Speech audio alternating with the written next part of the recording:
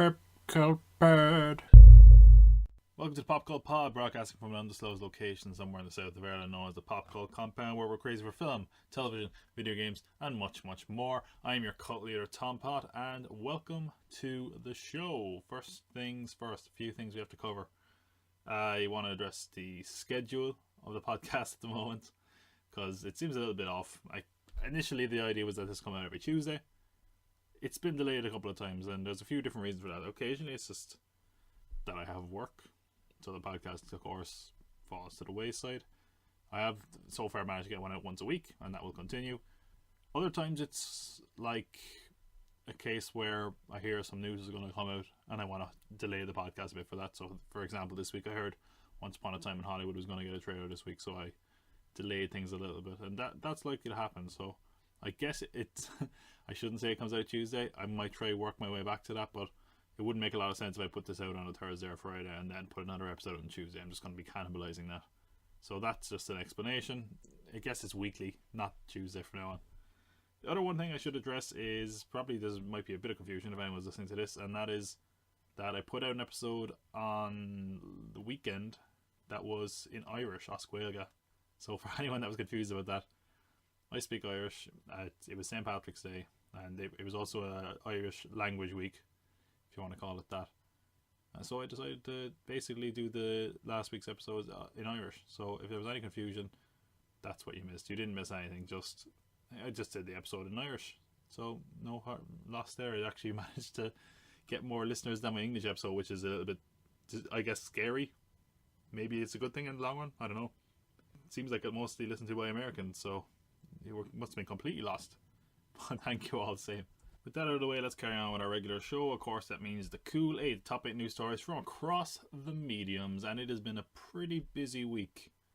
I don't have a feature prepared for this week. I was originally going to take the week off, but I don't think I even have time, possibly because there's a lot of stuff to talk about.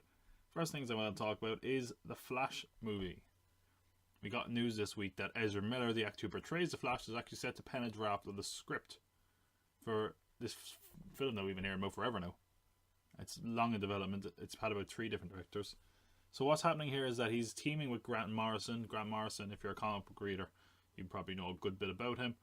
But he's a very famous comic book writer, and his works for DC have included All-Star Superman, which by a lot of people is considered sort of the definitive take on Superman, and his JLA run with Justice League of America, which really reinvented the Justice League for the modern era and gave us a much more stable roster of characters, a more consistent team, I should say.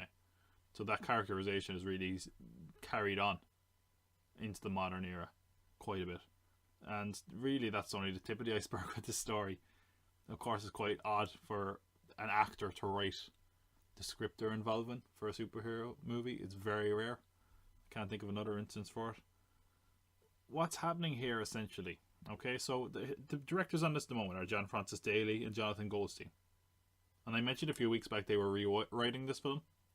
One of many rewrites it's now had. A lot of places didn't actually mention that, but because they probably just assumed it was a bit of a foregone conclusion, because these are the guys who wrote Spider-Man Homecoming, and they've also wrote and directed Game Night last year.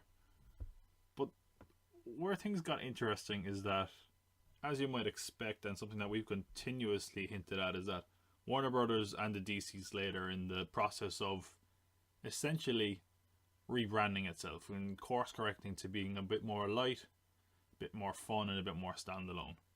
So with that in mind, Warner Brothers and the directors of this are apparently favouring a more light-hearted, fun approach, and that makes sense. Aquaman was a funner movie with a lighter tone, and it made over $1 billion, the most successful DC film ever. And the dark side of DC was very controversial and rejected, especially in the early DCU entries. And not only that, like if you're looking at a character that is suited to a fun and light tone, it probably is the Flash, unless you are doing something like Flashpoint, which might be a bit darker. But look, Flashpoint was the plan at one point. That's what it seems like. It was for quite a bit, but now that the universe is on course, I don't think they're as focused on giving us Flashpoint for a Flash movie. And it makes sense if you're going to do a more standalone universe. Flashpoint doesn't really make sense, because It's really only more interesting if you bring in all the alternate versions of these superheroes and cross over all those characters. And it doesn't make sense to do that now that the universe is sort of up and running.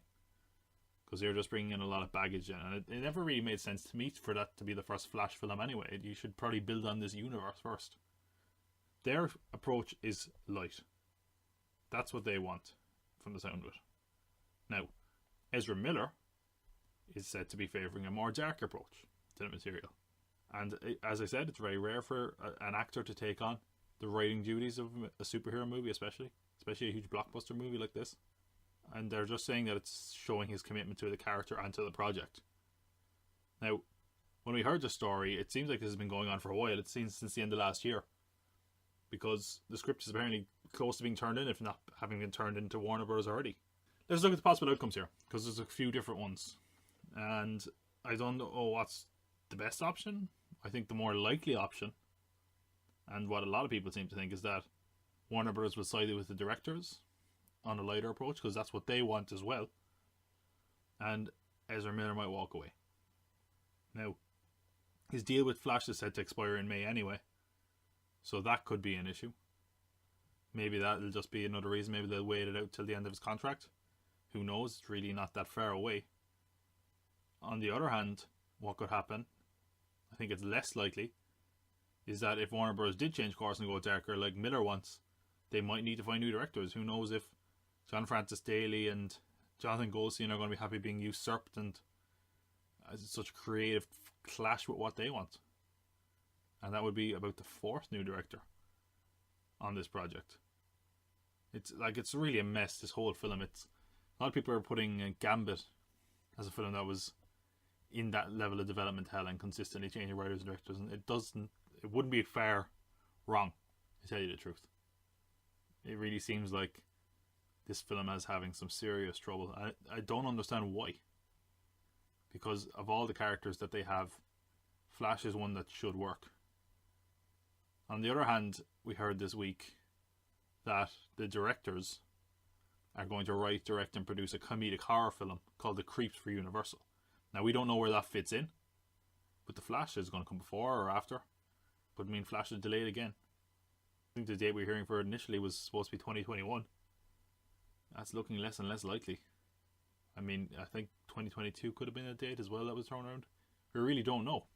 All we do know is that this film seems to be in a bit of trouble, and now Ezra Miller is writing it to make it darker against seemingly the wishes of the director and the studio, so I don't think that'll pan out well for him. Let's talk about the weird position another franchise is in, and that's talking about the Transformers universe, or whatever we're calling it. Of course, last year we had the release of Bumblebee, which was the most adored of all the Transformers films, certainly for the live action ones anyway. Now, on the other hand, it was, I think, the lowest performing or lowest grossing. We got a really weird statement because they've been very cagey about whether this Bumblebee film is a reboot. They didn't explicitly say for a long time, even though it really appeared like it could be. And then they said it was, and now there's another spanner thrown in the works to make things even more confusing. But I think there is some leeway with what they're telling us. So, producer Lorenzo de Bonaventura, he made some weird comments basically about the future of this universe. He said, they are making a Bumblebee sequel, first of all. That's what he said. Now, he did mention that one of the biggest complaints is that there wasn't enough action in the movie, and he specifically stated that he wanted, quote, a little more bayhem. So, just to be clear, we finally got a Michael Bay-less Transformers movie, and now the producer of the franchise is saying, you know what, we could do with a little bit more Michael Bay in there. Which is like, oh, really? Now, we'll talk about these comments in a minute. He also mentioned something really odd, like that he wants to introduce a love story between Transformers eventually. Which is like, okay. That's one I had to think about. I mean, I never even really thought about the gender of most Transformers, to be honest. Guess there's a love story, and he said it's not really a physical connection. And it's just a love, in which case, like, why do we need it then? I don't think people care about the love lives of these giant robots. And on another note, he mentioned that probably most divisively, that there is a sequel to The Last Night in works, which was the critically derided and commercially unsuccessful, for the most part, Michael Bay movie. The Transformers, the 5th entry in that franchise. So that would indicate a few things. Let's dissect that a bit. So he wants more action in Bumblebee. That's look, I really enjoyed Bumblebee, and I actually preferred that it was smaller. Not necessarily a bad thing if he's saying he wants more action. If general audiences didn't particularly like the kind of Spielbergian quality to it, that's fine. And for a sequel, you can ramp things up, so putting a bit more action in isn't a bad thing. Now, maybe use of the word mayhem set people a bit off, because at this point, I think we've had enough Michael Bay Transformers. We've had that for a decade now. Move on. So, if he means more action, that's fine. As long as it's as coherent as it was in something like Bumblebee. The sequel to the Last Night thing is interesting, because I don't think it's as literal as people think it means. I don't think it's saying, oh, here we go, Transformers, The Last Night. Remember all the story threads from that? Here's what happened with those. I haven't seen The Last Night. That should be pretty obvious after those comments. I think he's basically saying we're going to get a Transformers movie in the modern time as well. I don't know if it necessarily means a follow-up to The Last Night. And I don't think that's a bad thing. I guess you could probably still have that as a sort of reboot where Bumblebee is this new universe in the 90s, and whatever the next sequel is to Transformers is the modern day of that universe. I think this universe is really in need of a reboot. I think Bumblebee earned a lot of goodwill. I think it would be a dumb decision to squander it and go back to the Michael Bay well. And I don't think that's necessarily what they're going to do.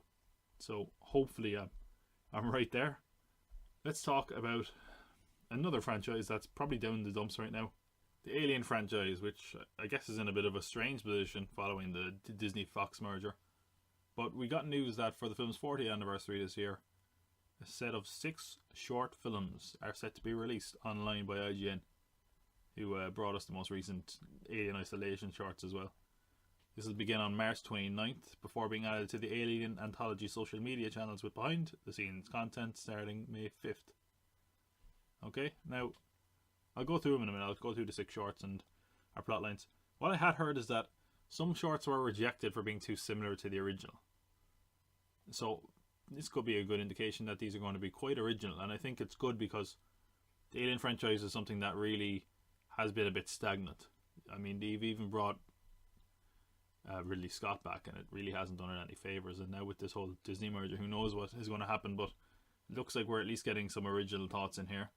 First one is called Aliens Alone, directed and written by Noah Miller. It says, Hope, an abandoned crew member aboard the derelict chemical hauler Otranto, has spent a year trying to keep her ship and herself alive as both slowly fall apart. After discovering hidden cargo, she risks it all to power up the broken ship in search of human life. That sounds interesting. It sounds a little bit like The Martian. And I think doing something like that in the Alien world could really work. It seems like there isn't that many restrictions on the writers and directors as well. They do seem to have, like, for example, access to the alien character, obviously. Because we did see, look at a xenomorph in the trailer for these. And the trailer is quite good, actually, if you want to check it out. Alien Containment, which is written and directed by Chris Redding. 4 survivors find themselves stranded aboard a small escape pod in deep space, trying to piece together the details around the outbreak that led to their ship's destruction. They find themselves unsure to trust whether or not one of them might be infected. That sounds a bit like The Thing. And I'm all for that. I love The Thing. Maybe not the most original concepts overall so far, but certainly something different to the other Alien films, which is nice to see. Shows that this franchise can still have some sparks of originality, I guess, even if they are some stuff we might have seen before. I haven't read any of these synopses beforehand, so I'm taking it as I come. You're getting my reaction live here, I guess, which is how exciting for you. Alien Harvest, directed. Doesn't say anything about the writer here. Directed by Benjamin Howdeshell. The surviving crew of a damaged deep space harvester have minutes to reach the emergency evacuation shuttle. A motion sensor is their only navigation tool, leading them to safety while a creature in the shadow terrorizes the crew. However, the greatest threat might have been hiding in plain sight all along. So that probably sounds a bit more similar to the original, or at least some scenes in the original. And obviously there's a threat on board who I guess could be an android, so I don't know about that one, but anyway. Alien Night Shift. When a missing space trucker is discovered hungover and disoriented, his co-workers suggest a nightcap as a remedy. Near closing time, they are reluctantly allowed inside the colony's supply depot, where the trucker's condition worsens, leaving a young supply worker alone to take matters into their own hands. That one's pretty mysterious. I think that could work as a really good, slow, suspenseful horror film. That's written and directed by Aidan Bresnick as well. Alien Ore, which is written and directed by the Spear Sisters. As a hard-working miner of a plant... let me say that again. As a hard-working miner of a plant... Made the same mistake twice. As a hard-working miner of a planet mining colony, Lorraine longs to make a better life for her daughter and grandchildren. When her shift uncovers the death of a fellow miner under mysterious circumstances, Lorraine is forced to choose between escape or defying management orders and facing her fears to fight for the safety of her family. Yeah, that sounds like it could be quite good. No strong feelings about that one, I suppose. Last one, Alien Specimen, which is written and directed by Kelsey Taylor. It's the night shift in a colony greenhouse, and Julia, a botanist, does her best to contain suspicious soil samples that have triggered her sensitive lab dog. Despite her best efforts, the lab unexpectedly goes into full shutdown and she is trapped inside. Little does she know, an alien specimen has escaped the mysterious cargo, and a game of cat and mouse ensues as the creature searches for a host. That sounds kind of like the original Alien on a much smaller scale, so how bad? Look, this is giving a good opportunity for smaller filmmakers to work on an established IP. And I think if you're going to pick a franchise like Alien works because it's something that really has struggled to find its feet for quite a while now. So maybe this is going to be the breath of life that this franchise needs, or at least put it in people's mind and the possibilities of this. And in a time when the Alien franchise is at an uncertain point with the Disney merger, I think that's a really good thing. So hopefully the reactions to this are good and we can maybe see what Disney are capable of doing with the Alien franchise. Let's talk about something that is getting good reactions though in our segment that I started last week. Early reactions are overreactions, and we're talking about Pet Sematary. Of course, the adaptation of the Stephen King book. Really, really positive reviews for this. It's coming out of South by Southwest. So I have some quotes pulled here from some of the reviews, and of course I'll credit the writers and the websites of all pieces as I normally should do. Jim Vivoda from IGN, I'm probably mispronouncing his name, states, what everyone's feeling are on the original film though, this new Pet Sematary stands alone as a gripping piece of horror entertainment marked with strong performances, an ever-escalating sense of doom, and as the movie crossed firmly into the ghoulish, a delightfully dark wit. He also highlights the direction as being rather good.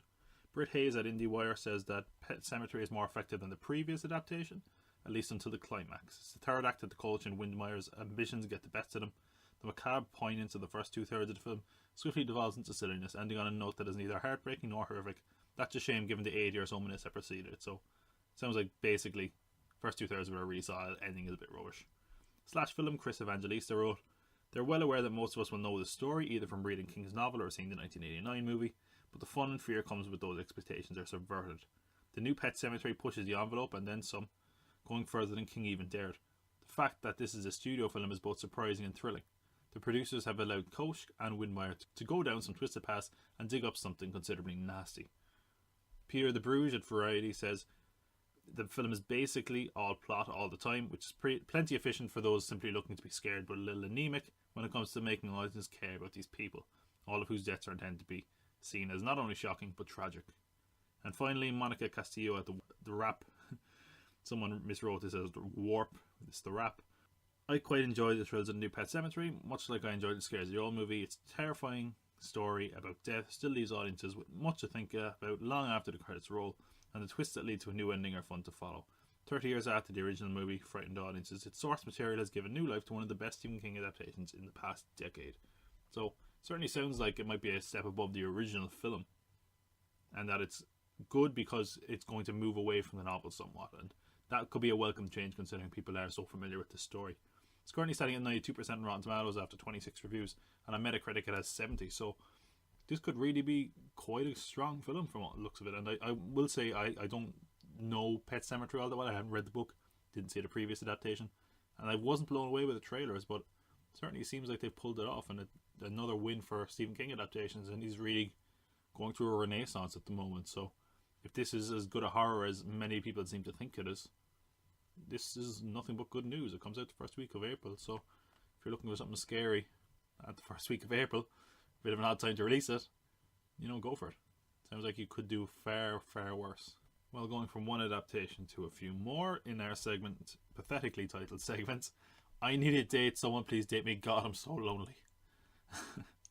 We got quite a few dates this week. Two of them are for kids' films from Warner Brothers. First up is Tom and Jerry, which is a live-action CG hybrid directed by Tim Story, who did the Fantastic Four movies, and I think Ride Along as well. He also directed the upcoming Shaft movie. They've highlighted that the style is going to be kind of similar to the Garfield movies, where it's a CG character with a real-world environment. And it's understood that the characters are going to stay silent like the original cartoons and not like the Tom and Jerry movie that came out in the 90s where they had voices, which people didn't like. I mean, I don't know why Tom and Jerry need voices anyway, but apparently the voices didn't even suit them. It's going to rely on physical comedy for the humour, which is positive. It's going to start filming this summer. No cast has been confirmed. It has been given a date of April 16, 2021 though. So I guess we'll start hearing a bit more about this as it starts filming this summer. Another one, probably more notable, well, certainly more relevant. I mean, they were already trending on Twitter this week, talking about Sesame Street, because there was a weird thing during the week where you had to bring one of the characters from Sesame Street on a desert island with you. And it was Elmo, Grover, Cookie Monster, or Oscar the Grouch. So, not Elmo. He'd be annoying. Grover is basically Elmo, if we're honest. I mean, maybe a bit smarter, but he's still going to be really hyperactive and annoying. Oscar the Grouch is probably going to be a real downer. Actually, Oscar the Grouch could survive anywhere. Cookie Monster, I mean, he's just going to be complaining that he's hungry, but he does that anyway. It might be Oscar the Grouch. He might be the one that would survive longest, but that might say something about my own personality, actually. Not a positive thing there. Anyway, this is why the podcast is always way longer than it needs to be. Sesame Street is getting a film, in case you weren't aware, which got a date this week. It's going to come out January 15, 2021. Not much known about it, but Anne Hathaway is going to star in the film, which is a musical. It's going to feature all the monsters you expect. A few of the ones named there: Big Bird, Bert, Ernie, Grover, Oscar, Cookie Monster, and Elmo. So plenty of them there. I'm not going to lie, there's certainly a big part of me that's excited for a Sesame Street movie. I'm a big Muppets fan. I think as much as it's more difficult to see Sesame Street on this side of the world, I think everyone's seen quite a few clips, and my sister watches it now, so I've seen clips of it, and you gotta love any of the celebrity cameos, so I'm hoping we'll see a few of those. Like, if you've ever wanted a good laugh, look up Robert De Niro and on Sesame Street, and he's like playing an actor, and he's telling Elmo about being an actor, and it's the most amazing thing ever, where he's just pretending to be somebody. He's like, who can you pretend to be? Robert De Niro. And he's like, oh, well, I can pretend to be this, and I can pretend to be you. So in 2 seconds there's two Elmos. And then one of my favourite quotes ever, he goes, I can pretend to be a cabbage. Cut to a cabbage on the seat that Robert De Niro's sitting on, and he just goes, hey, look at me, I'm a cabbage, a good source of riboflavin. Just like, can't believe Robert De Niro just said that. It's so weird. I guess actually a few other actors known for playing gangsters that appear in Sesame Street, and this will tie in eventually. This is a big long transition. Is Tony Sirico and Steve Sciarippa, I think it's from Bobby Bacala, and Paulie Walnuts from Sopranos. They were also on Sesame Street playing Bert and Ernie, and it's amazing, if only to see them dressed up as Bert and Ernie. Like, they're literally playing Bert and Ernie in a TV movie, and it's fantastic. They try to do the laughs, they can't do that. Or James Gandolfini being on Sesame Street telling Zoe he's afraid of giant talking vegetables. So I guess it's probably a good thing he didn't run into Robert De Niro pretending to be a cabbage. But anyway, that was a big long transition to get to our next date, which is The Sopranos prequel. I've talked about this film quite a lot, and we finally got an official date. I was under the impression, I mean, I didn't, it wasn't official. I kind of thought we might get it at the end of this year. I knew that was obviously against the clock, because we're already almost into the 4th month of the year. It's gotten a date of September 25th, 2020, which is quite a bit away, actually. Then again, makes sense to release it then. I don't think it makes sense in a summer slot. Start of the year, it can often be a bit slow. September seems like a good part, and it's not that far away if it is going to go for some awards consideration, which it certainly could. That is a date we were given. There was also some really weird, odd back and forth with the title this week. I've been calling it The Many Saints of Newark this whole time. That was the title we had the whole time. But the person who broke this news about the date said, hey, we heard the working title is now Newark. So people were like, oh, well, there it is, it's Newark. Then they amended that article to say, hey, the official title is The Many Saints of Newark, which is what we knew already. But a lot of news sites haven't updated the article, so some people still think it's called Newark, even though it's just called The Many Saints of Newark, which is what we knew already. So it was like a big circle, and it went nowhere. It was pointless. The Many Saints of Newark, the Sopranos prequel film, is going to come out September 25th, 2020. That is the news. That is their information. Let's just stick with that, people. Now, if you thought the whole back and forth of the title was confusing, hold on to your hats, because I'm going to try transition to the next news story, and it's going to be a messy one. So Tony Soprano, we were just talking about the Sopranos prequel, and Tony worked in waste management. So let's talk about my new segment, Garbage Time. See what I did there? Seamless. You wouldn't have even noticed. Okay, Garbage Time, a segment that unfortunately has to be made, talking about people who, I guess, have been exposed through either the Me Too movement or just being general creeps. I guess just controversy in Hollywood, bad people in Hollywood, which surprisingly there's a few. Can you imagine? Garbage Time, we have two actual people this week and how that's been affected. First in the Garbage Time Hall of Fame is Bryan Singer. He has officially been dropped from Red Sonja. So let's talk a bit about this story. We mentioned it a few weeks back. We were talking about the allegations against him of him sexually assaulting underage boys, and he was still attached to Red Sonja over at Millennium Films. And we mentioned the really odd statement that the CEO of Millennium, Avi Lerner, put out, who coincidentally has also been linked with sexual misconduct. And he put out a really tone-deaf response where he referred to the article as as agenda-driven fake news, and pointed out the success of Bohemian Rhapsody as a means of proving keeping Singer on board was the right call. Now, just as a bit of an update to that statement, he did subsequently insist that he hadn't read the statement and that he basically was just handed it and signed it, seeing the general gist of it.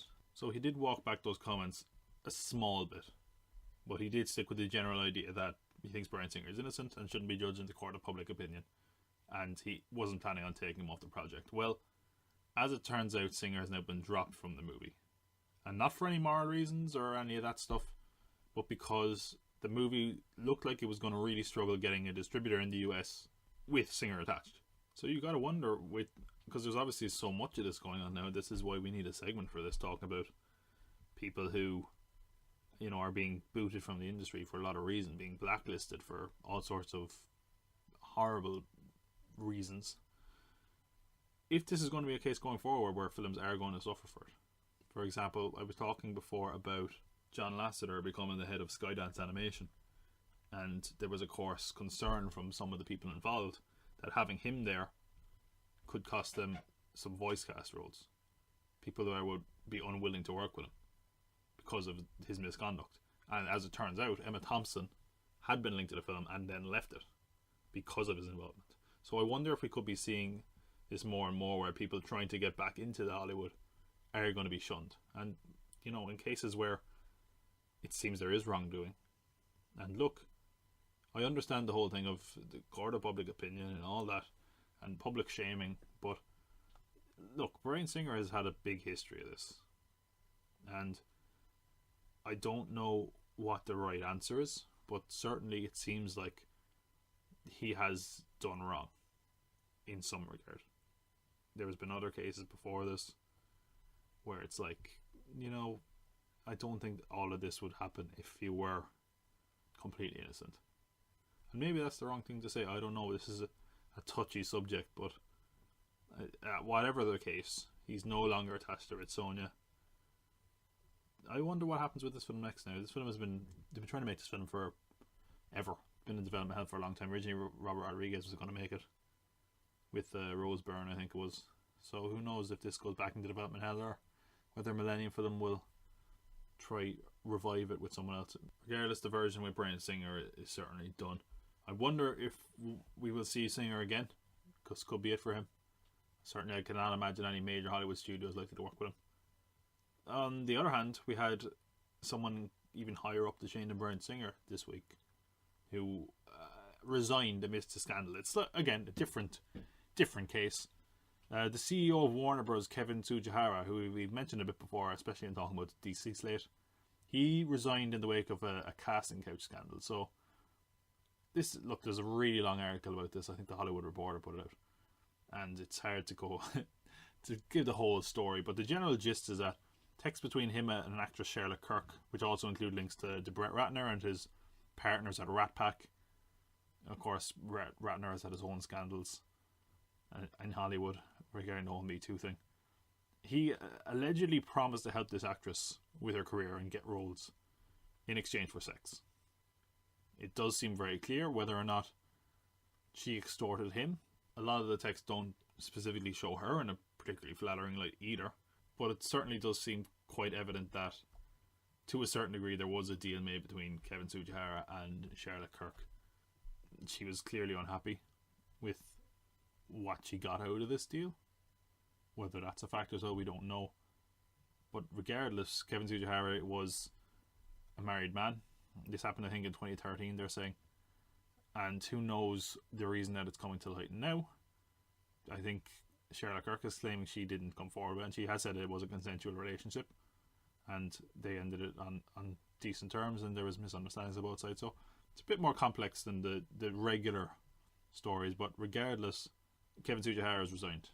Now, the reason for this, I'd heard he was going to be quite vital with the merger that's happening with AT&T and Warner Media. So I'm sure they probably didn't want any unnecessary controversy in that regard. And of course, you have to also say that Warner Bros. Are a massive studio. You don't want any actor or actress up on screen that will have people that wondering if they slept with someone to get the part. And if it was a producer or someone below the line, that's one thing. But when it's the CEO of the whole company, I think that person has to go. We'll see what happens with the rest of this, if more details will come out. Who knows? I wonder what this will mean for the actress's career first. Whether she should get her career smeared, probably not. And of course, what happens to Kevin Tsujihara, whether he re-emerges at some point, who knows? But certainly he's gone from Warner Brothers, and we will see the fallout to this story. So that was Garbage Time, an unfortunate segment where we have to talk about people who might be garbage people. Anyway, some person that people probably would have tried to brandish as a garbage person re-emerged this week. I think that we'll talk about his situation a bit more, but of course the big story, one of the biggest stories of the week, is that Disney have rehired James Gunn for Guardians of the Galaxy 3. Now, just let's talk about that situation first, why there's a difference. The James Gunn thing, you can't defend his tweets. They weren't funny, they were kind of tend to be edgy, but they were clearly meant to be jokes. And the other factor is that before all of these were brought to light, he talked about them, he mentioned them, and basically said that wasn't who he was anymore. And these were only dragged up in an attempt to discredit him and to make him lose his job by, I can't remember the guy's name, Mike Cernovich or something, some alt-right guy, I think. Again, that's not me taking political sides, I think that's what I heard, I thought. And look, you have to be, to a certain degree, more forgiving of someone who's made some bad, edgy jokes versus someone who, does something illicit. James Gunn didn't do anything wrong. He made some horrible, dark and jokes in poor taste. But as far as we're aware, that's it. And the fact that they were dredged up in an attempt for him to get fired, I think that puts another seedy element onto this. So, personally, I feel like this is a good thing, that he's been rehired. I really like the first two Guardians movies, as of course at the moment I'm watching the Marvel movies for this podcast, and those movies stand up as something original that really are unique and created to his voice. So let's talk a little bit about it. I have less notes written down for this because I'm trying to do this one from my head because we've heard a lot about it. He's, of course, the thing we've been talking about for the last few weeks is that he's been attached to Suicide Squad 2, or the Suicide Squad as it's officially known. I think as of this week they confirmed that, and they've really emphasized that this is a reboot and not a sequel. He is still going to make that movie. It seems like DC and Marvel were very courteous about this, actually, which is surprising. And what it means is that as soon as he's done Suicide Squad 2, he's going to be launching into Guardians 3. He's going to, he has a script for Guardians 3 already, so who knows what that will mean. I don't think either film will necessarily be poorly affected. I wonder as well, like the release date for that now. I heard, let's see, I think it's possibly 2022, maybe 2023. Like originally it was set to come out next year. So of course it's a sizable delay, but I think it's worth the delay for a couple of reasons. I think the Marvel Cinematic Universe is going to be changed a lot after Endgame. So having a familiar franchise like the Guardians is kind of refreshing, and to have the director back is a good thing for that. I will admit, some people were really blindsided by this, and I was blindsided by how early we were hearing it. But in my mind, the reason we had heard so little about getting a director for Guardians 3 was because they always intended to bring him back. And that's exactly what it sounds like they planned on. Of course, they lost quite a bit of time with this whole debacle. But I always felt like they were hoping to get him back after Suicide Squad. So I think this is good for a lot of reasons. We're going to get, for James Gunn alone, anyway, it's a good movie. He's now got 2 films out of it. I guess he'll also have a chance to kind of reinvigorate his creative juices by making something that's not a Guardians movie. And I think it really works because it's good. It's good for, if you're a comic book fan and you want to see James Gunn's Suicide Squad and you still wanted a Guardians 3, you're getting both now. So that's hardly a bad thing. Disney said they always wanted this. It just means we have to wait a little longer, and a lot of these Marvel movies are jumping out so quickly that having a bit of a gap between those movies, Guardians 2 and Guardians 3, I don't think that's necessarily a bad thing. For a lot of people, this was a real sticking point about Disney and Marvel, that they had fired James Gunn, and now that they've rehired him, I guess that is not something that they can use against them. And certainly someone like Dave Bautista is happy. He was very, very verbally angry at Disney. And now that he's brought back, it seems like this could be the end of that storm. Whether or not that means he'll get involved in Suicide Squad, possibly.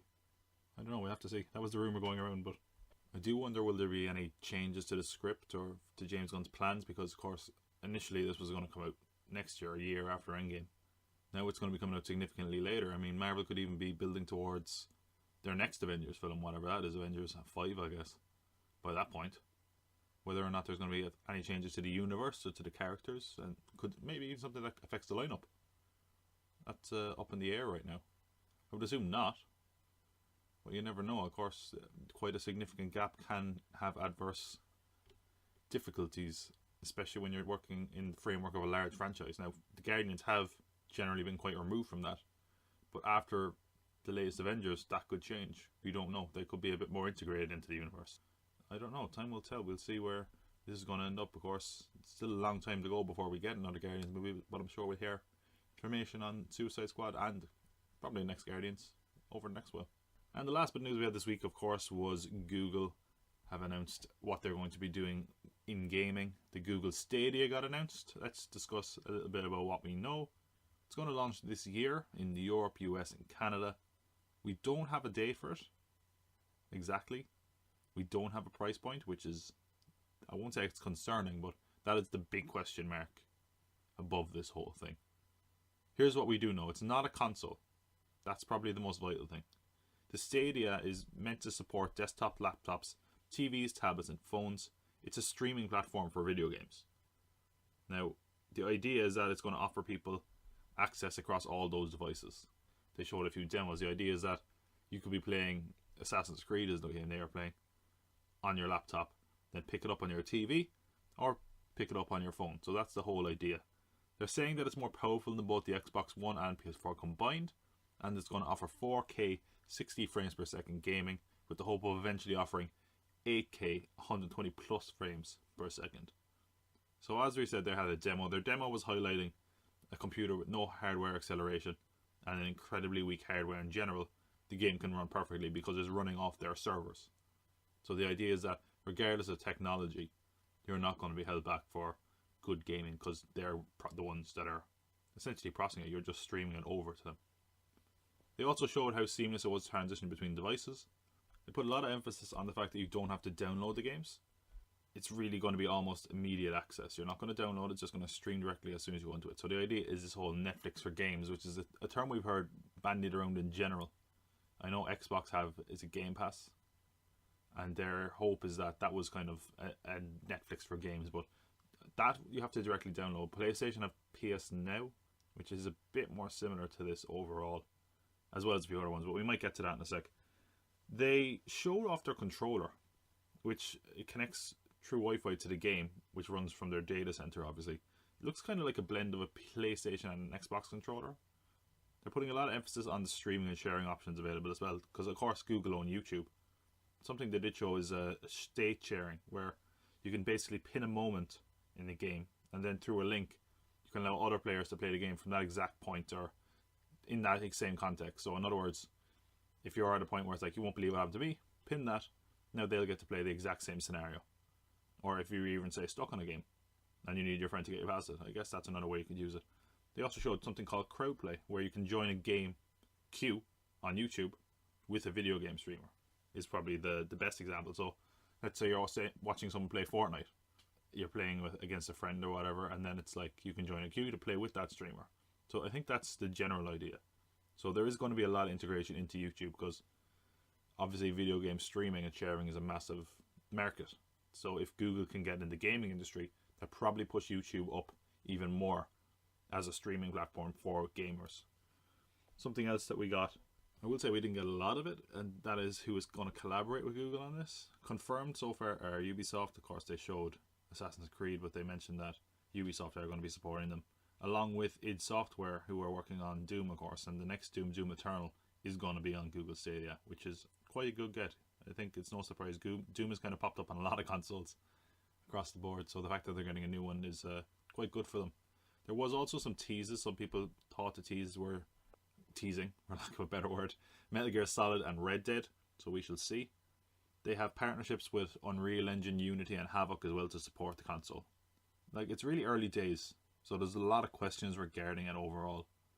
And there's been a little bit of concern over the reliance on streaming and internet speeds. You know, there's a bandwidth cap in some places that would make this maybe a little bit of a mess. So that's something that should be, I guess, dealt with, whether or not it's feasible in certain locations. And the fact you don't actually own the games, because they're not physical copies, they're just streaming from a Google server, also has a few people concerned. Something I heard a few people mention is Google have no problem if they have a venture that's failing to just shut it down and end support for it. If you're in the middle of a game and you're hoping to play a game, all of a sudden Google just says, we're done. What was all that for? That could be a bit of a point of disappointment. And yeah, the fact that you don't own the game, sometimes they might just take it down the same way it is with Netflix. They might just lose access to that content. I think overall the Stadia could really cater to a more casual market. Now that depends solely on price, but for someone who doesn't want to get invested in a console, if they just want to buy a controller and a subscription, if the price point is right, that could be a good deal. It could get more people into gaming, but this model, it's still quite new. OnLive was a similar service, but that's been shuttered. Never really gained a lot of prominence, and it did evolve eventually into PlayStation Now, because Sony acquired their patents, I think. The online issue of, you know, not owning the game and always being connected to the internet, that was an issue that Xbox ran into when they announced Xbox One, and they actually had to back down in the face of that controversy. If there was someone to try to get into this market, though, Google is one that makes sense. Of course, they're a massive company, and they have a lot of tech support in the background that could help them make this feasible. And it is still a risky venture, so we will see how it works out. The thing is, this is still a very questionable method, because there's a lot of things we're not entirely sure of how it can work, and I think it's more a case that the video game industry mightn't be adapted to it yet. But you look at other media, film, television, music, it's all gone the route of streaming, and it's led to the death of physical media. So the question is, what is going to happen to the video game industry in that case? Like, for example, if you're making a AAA title and you're going from people spending 60 or 70 bucks with DLC, when it comes to streaming, is that an adaptable model? If you're spending, let's say, random number, 20 quid on a subscription service for this video game, at what point are you going to get new content? And could it kill, if it does eventually kill off physical media, which will be quite a bit down the road, does that mean that bigger games are going to be in trouble? Because when you're spending 20 or whatever the fee is on a whole library of games, are the bigger games going to suffer? So it could be a good thing for maybe indie games, possibly. Then again, if you look at something like Spotify, which it did for music streaming, artists don't make a lot of money off that, seemingly. Because we've seen, as I said, OnLive was one that essentially did this model, and they ended up shuttering.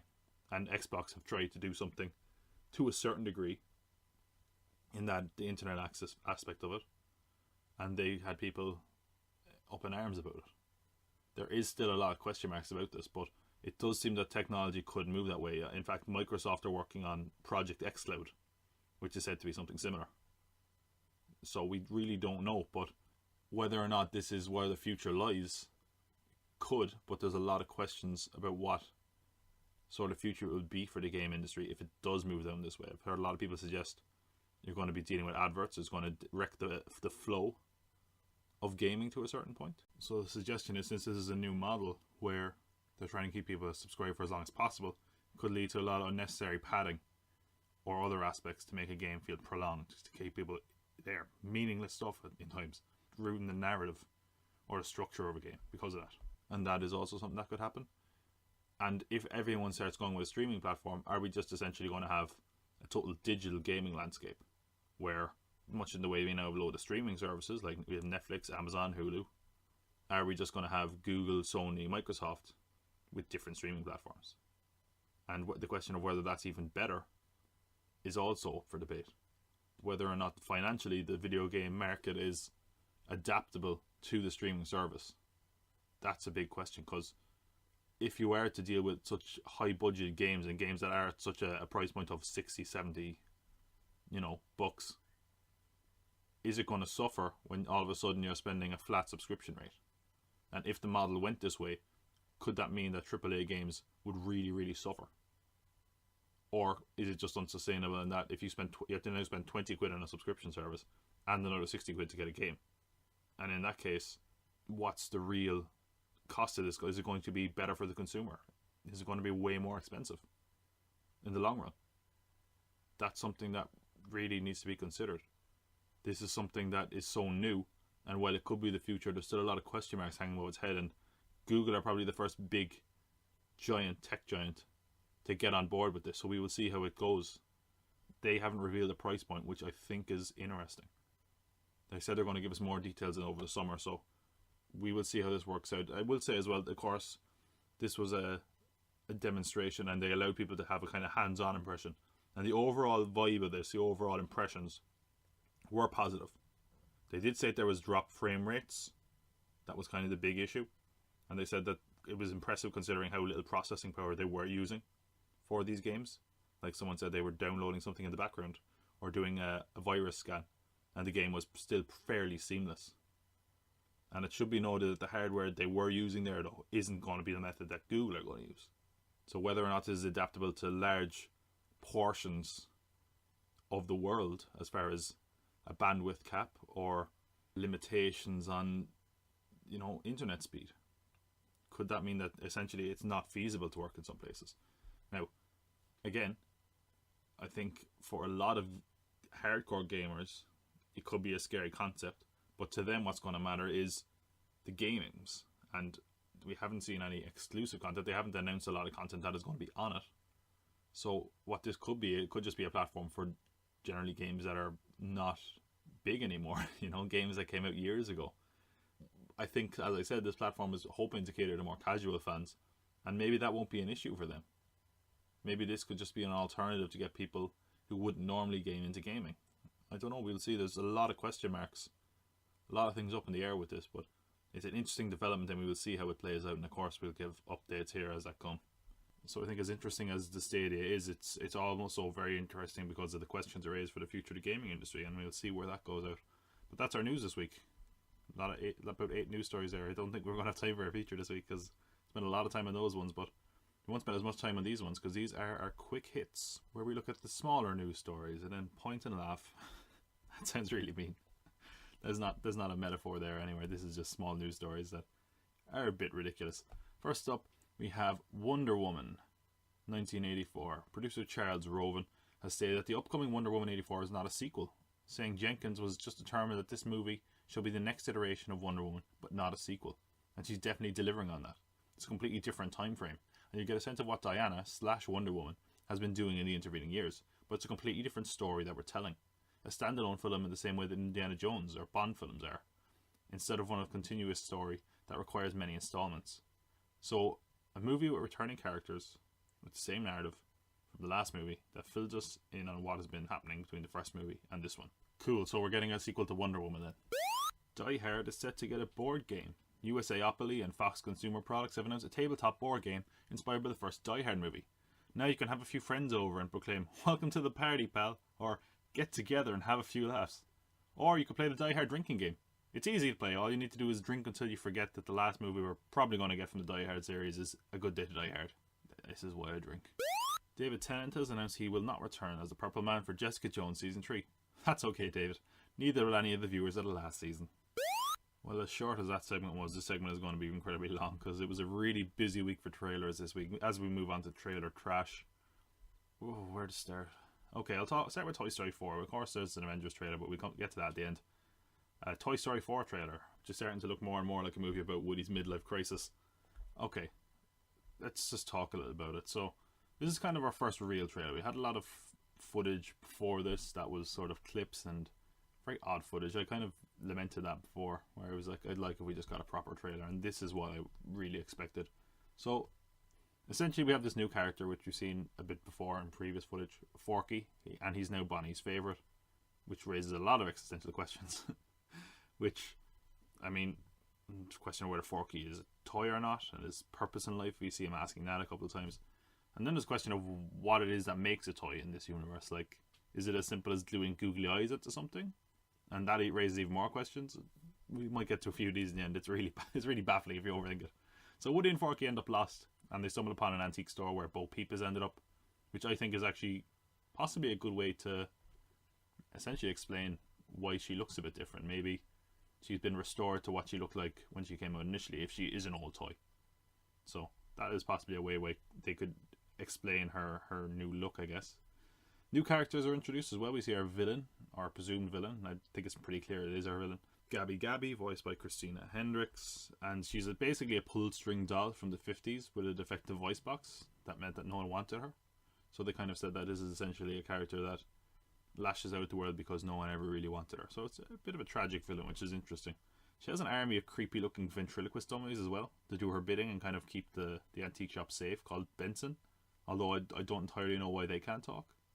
Like, I get it how it works somewhat as a joke, where it's like, oh, they can only talk because they're a dummy when someone's pretending to talk to them. But there's other characters in this universe, when they come to life, shouldn't be able to talk because they don't have a voice box then too. So why can't...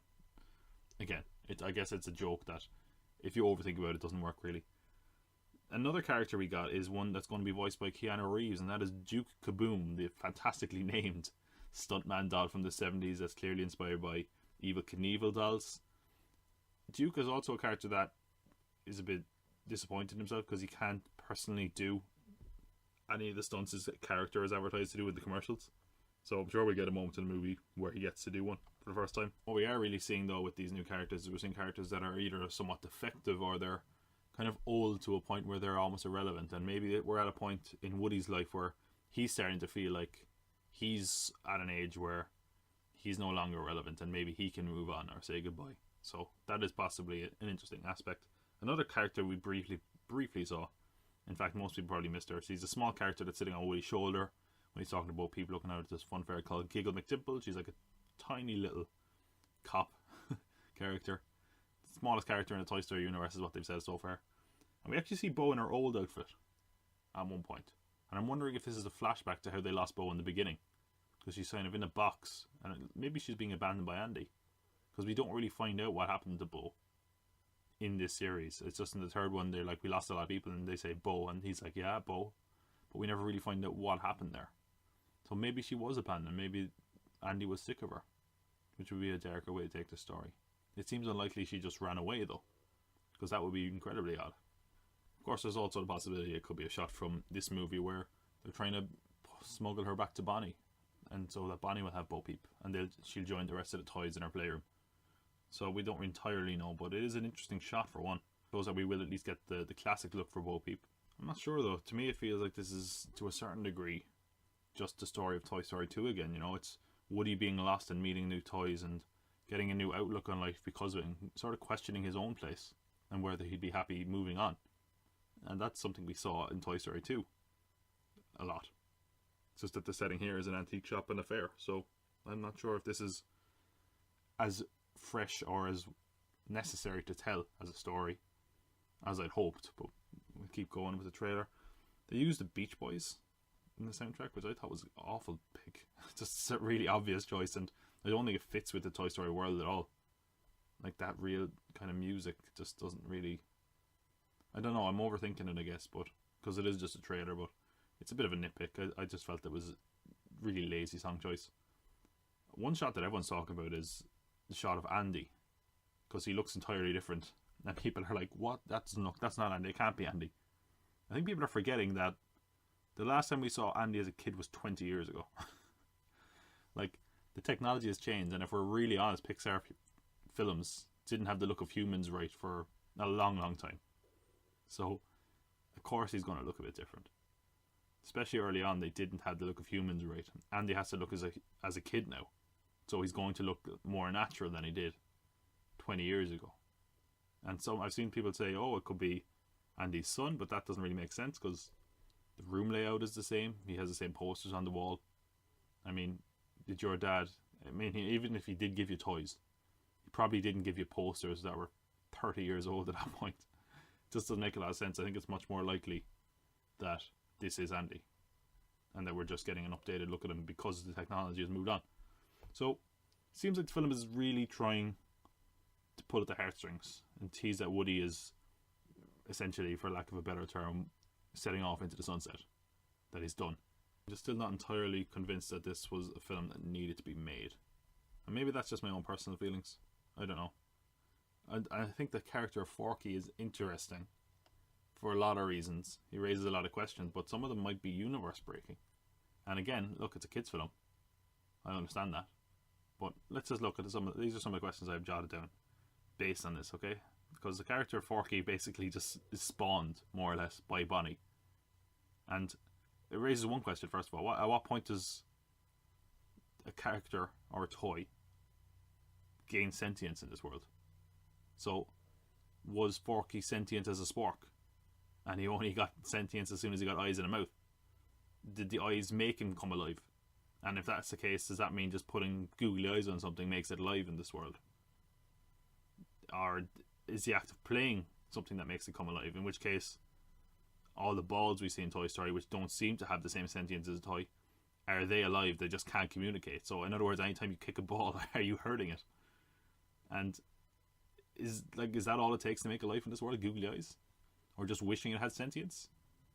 What makes the character able to speak? Because he just gets a little Play-Doh mouth and he's able to speak, but of course the dummies weren't able to speak at all. And look, like I said, I know it's a kids movie, and maybe I'm overthinking it, but again, with Toy Story though, I always put those films up on a higher pedestal for kids films, and I don't know, this feels a little bit gimmicky, and I'm sure it raises a lot of good questions for our characters, but it feels like some of this stuff has happened already. Like, as far as the trailer goes, it looks fine. I'm not entirely sold on it, or the need for another film altogether. I find the first three are so fantastic that another one, especially after the closer we had in Toy Story 3, it feels a little unnecessary. And I was hoping that the first trailer would change my mind, but it kind of hasn't. It feels like a lot of stuff we've seen before, say for, a new character in the vein of Forky, and it just seems like this might not be as necessary as I hoped it would be. And I hope my mind changes and I'm going to see it regardless. So maybe there's just something we're not seeing from this first trailer. I hope I'm wrong. The next trailer we had was for Quentin Tarantino's next film, Once Upon a Time in Hollywood. It was surprising. I don't think anyone really expected the film to look like that. We had the release of the posters during the weekend. People were really kind of against them. They felt it looked really kind of cheap and rom-com-y and light. And I think actually, after seeing the trailers at least, it looks like that might be a little bit more appropriate than we thought. It's just a bit surprising. It's a lot more comedic than I think a lot of people anticipated. And Tarantino, and it's not that Tarantino doesn't have humour in his films, especially his more recent films, I think have a more comedic edge to them. It's just that with the tone and the story they're telling here, it's a bit more surprising. Then again, it's only a teaser, so it more or less shows us the main cast. It gave us a quick idea of the tone of the film, which, as I said, is quite surprising. The period setting for this looks pretty gorgeous. There's a lot of attention to detail, so it looks like the films could have a chance at maybe awards for production design or costume design even. And we also get some real life personas, notably Bruce Lee. He gets a kind of scene-stealing moment where he's talking to Brad Pitt's character, saying that basically he's a deadly weapon, and if he accidentally kills someone, he'll go to jail, and Brad Pitt tells him, yeah, that's how it works for anyone. That's manslaughter. No, yeah, it's quite interesting, and the Bruce Lee performance is kind of fascinating. It seems very good, so that will be something that I think a lot of people are anticipating now. We get a brief look at Charles Manson too, and it's really odd. It's kind of almost a goofy fawning shot of him. He's kind of looking down and kind of waving. It's very, very strange. And considering the film is set to revolve around him quite a bit, it's surprising how little we see of him in that trailer. He could be possibly in the background though of this whole movie. I think that's probably very likely considering how big the cast is maybe. As I said though, I think the tone is what is striking a lot of people for this movie, that it's quite surprising in what we're getting. It's very skippy and light, and that could change maybe in later trailers, but I think that's probably unlikely. I imagine Tarantino is quite hands-on with the marketing for the movie, as he seems to have his finger in every aspect of his movie he makes normally. We could possibly just be getting a very varied tone in this movie. I think that's quite likely. You could get the kind of darker aspects and the lighter aspects mixed together. What I do think stands out from this trailer is that Once Upon a Time isn't just a title. It has a real sort of fairy tale quality to it from the look of it. Certainly from this footage it has that impression anyway. So what do I mean by that? Well, it's interesting. Something that I noticed and something I've seen people point out is that Margot Robbie is playing Sharon Tate, who of course is killed by the Manson family in real life. She was heavily pregnant in real life. She was like 2 weeks from giving birth. And in this trailer, it doesn't appear like she's pregnant at all. So we could be getting a film that really is heavily skewered from the reality of the story we know. And that, you know, Tarantino has done that before. Probably most infamously, he killed Hitler in Inglourious Basterds. So he's not afraid of distorting truth for the narrative. As far as a fairy tale story goes, this could be a sort of dark, fantastical revenge story. Maybe even Tate could kill Manson. Who knows? It could be some sort of revisionist, therapeutic kind of element to it, where the character, you know, that was killed and slaughtered mercilessly comes out on top. We don't entirely know. Tarantino loves a strong female character, so it could be a chance that she's a bit more of an ass kicker than you would expect. I think I also saw was a Slash Film article said it, where Sharon Tate's, I think, sister was very against the movie initially, and she read the script then and said she was kind of fine with it. So maybe that could be leaning into that theory. I think they fleshed out that theory more on Slash Film if you want to see it. Now I think we're definitely going to get something a bit otherworldly, judging by this trailer. It's really alluding to that fairy tale aspect, and with all the Hollywood icons in this film, it does seem like sort of a fable in that we're going to see all these famous characters pop up and things look a bit whimsical, and there might be this darker aspect, but I think it could maybe, you know, dovetail off the real life story we know into something with a bit more of a lighter tone. And I don't know, is that an issue? I can't say I actually loved the trailer, but it definitely has me intrigued to say the least. And look, it really is a teaser trailer. There's not a lot to go off. We get a brief impression and see some of the cast, but that's about it. They're hoping the film is actually going to be ready for Cannes in May, so we could hear impressions then, but I understand it's quite a tight squeeze to get it in for May. Otherwise we're going to get it in July though, so that's not too long to wait either. And the last trailer we'll discuss before we get to Avengers 4. We don't often do TV trailers. It kind of depends on how big the show is. And of course I'm not going to review a trailer for something I haven't necessarily seen, because I think that wouldn't be giving the show a fair shot.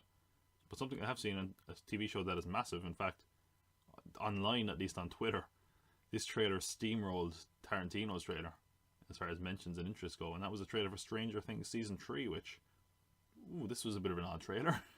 So one thing I was thinking straight away was, like, these kids really hit puberty in between the last two seasons. Like Mike especially, Mikey or whatever. The guy's like a beanpole now. He's massive. He's like really tall. It's odd to see.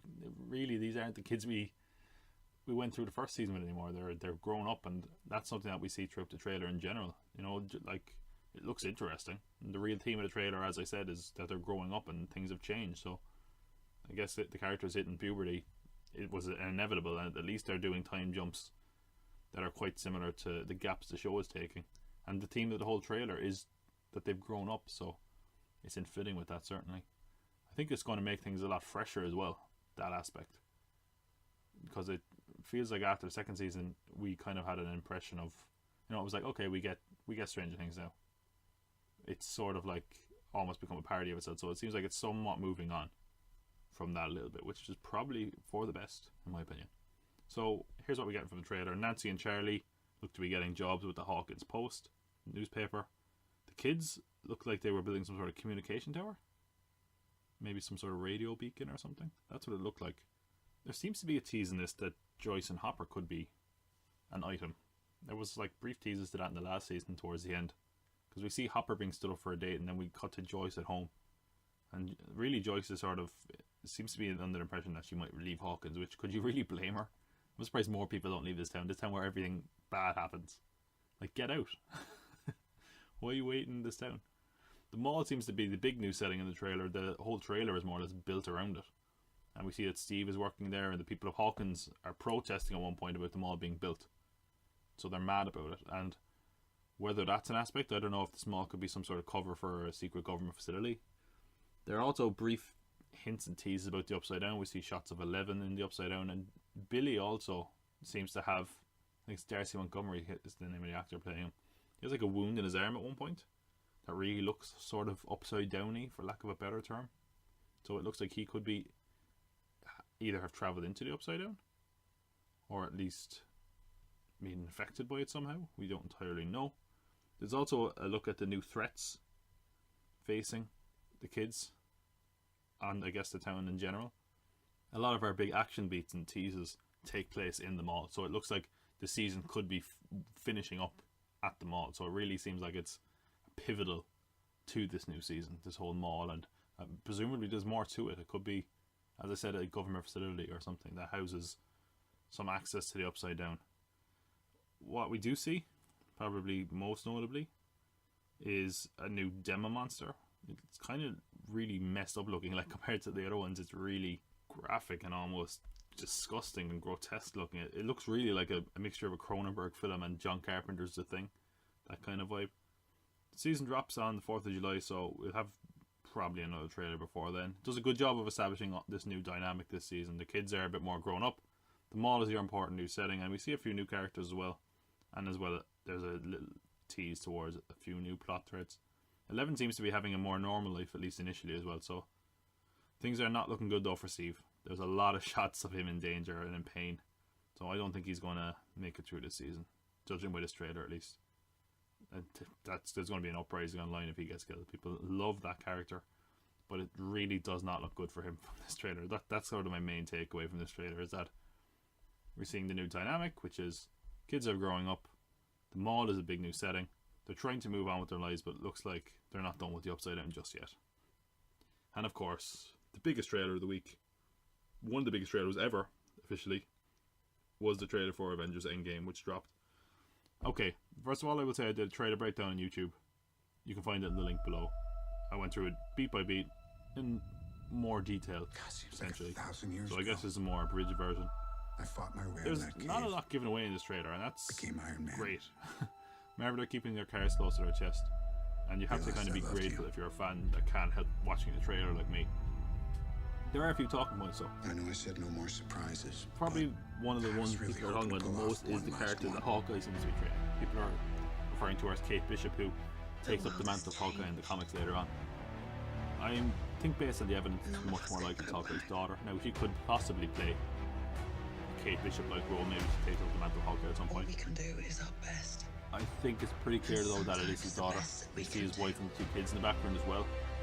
Something I didn't mention in my trailer breakdown is that we see an ankle monitor, because we are told in Infinity War that Scott and Clint took deals after the Guards because it was just too tough in their families. And based on Hawkeye's hair and the ankle monitor clearly taking place before the whole decimation. And I think the juxtaposition between a shot of him training his daughter and then being some sort of violent killer in Ronin in Tokyo, I think that really suggests that Hawkeye family is going to be even if there's this is what the fan theories have been saying for a long time.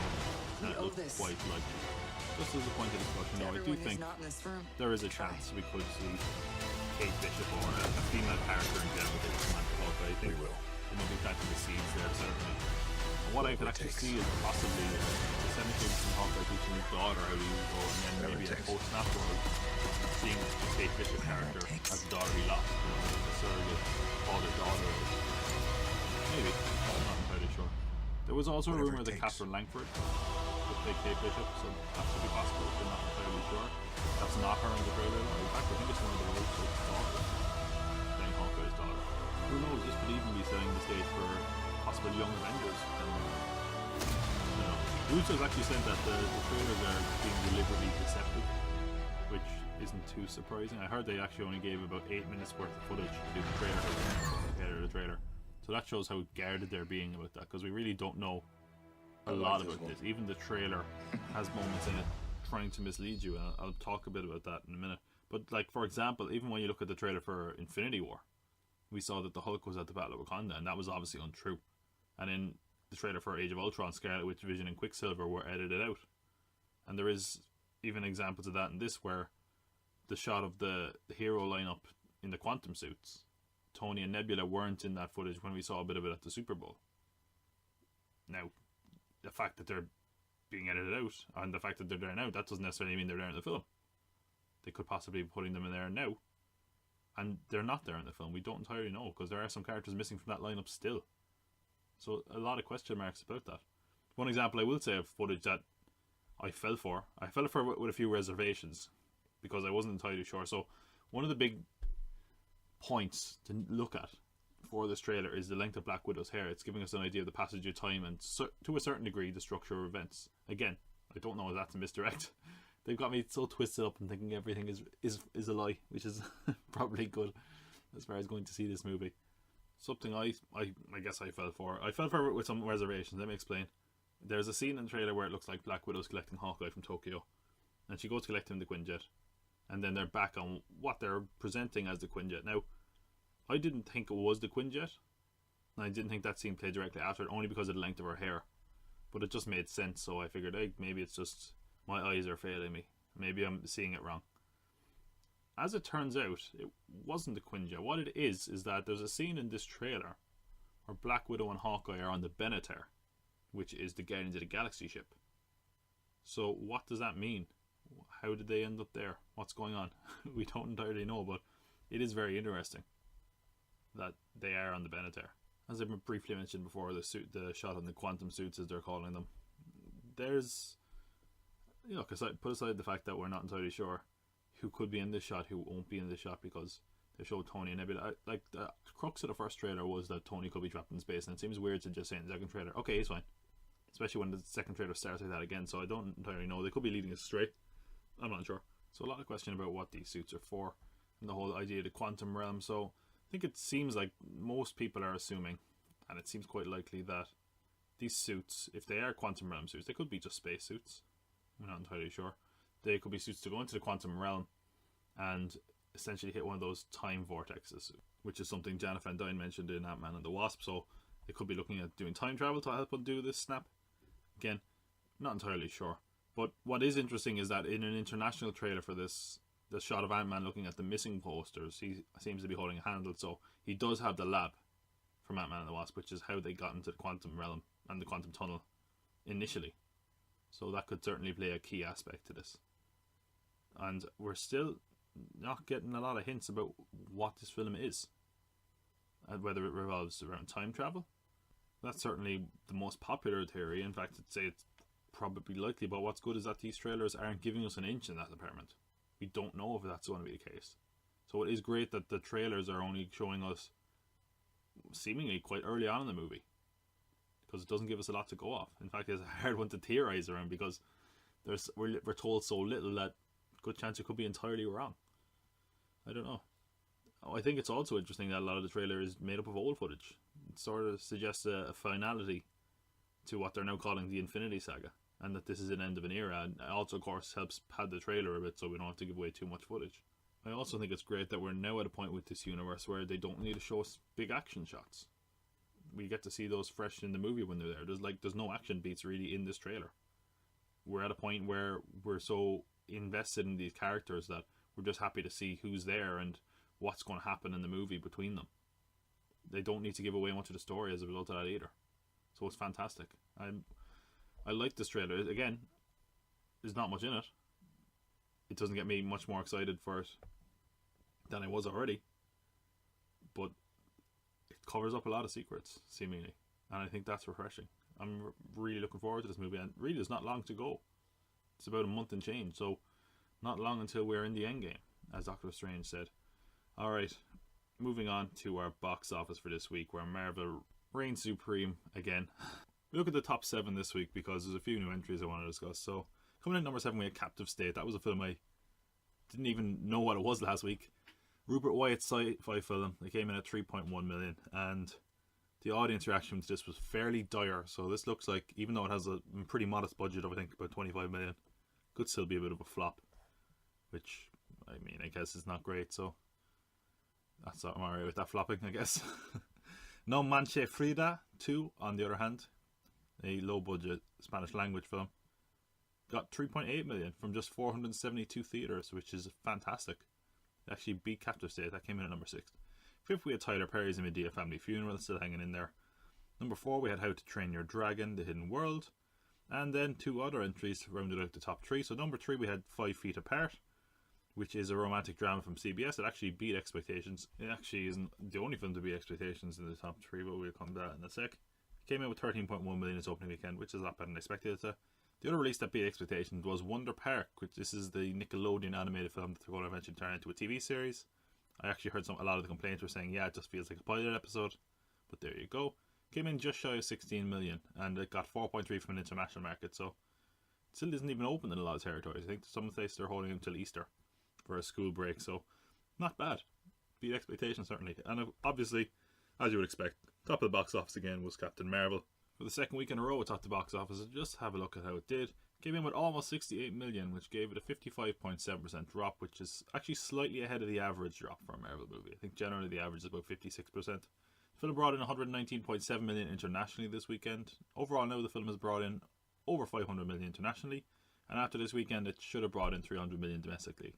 Worldwide it's now beaten Winter Soldier and the first Guardians of the Galaxy movie, so it's in the top 10 highest grossing MCU films. So you would think that it's going to make $1 billion, which pretty massive for a first solo film. It looks like the future of the Marvel Universe, if it is going to be held down by Black Panther and Captain Marvel, for example, is really bright, which is nice to see.